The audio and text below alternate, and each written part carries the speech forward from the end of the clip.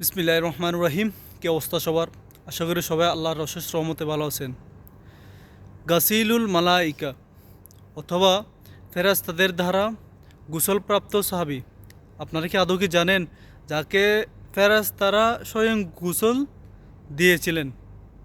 ইনি হচ্ছেন হযরত হানজালা ইবনে আবু আমির রাদিয়াল্লাহু আনহু। ইনাকে ফেরেশতারা গোসল দিয়েছিলেন।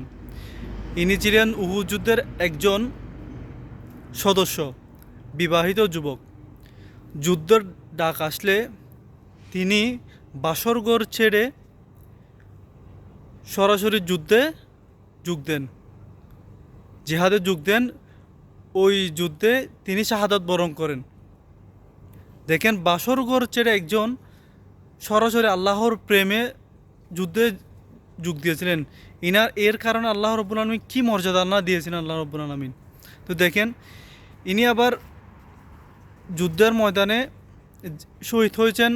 তিনিও অপবিত্র ছিলেন না, তিনি শহীদ হয়েছেন বলে ইনাকে গোসল করিয়েছিলেন।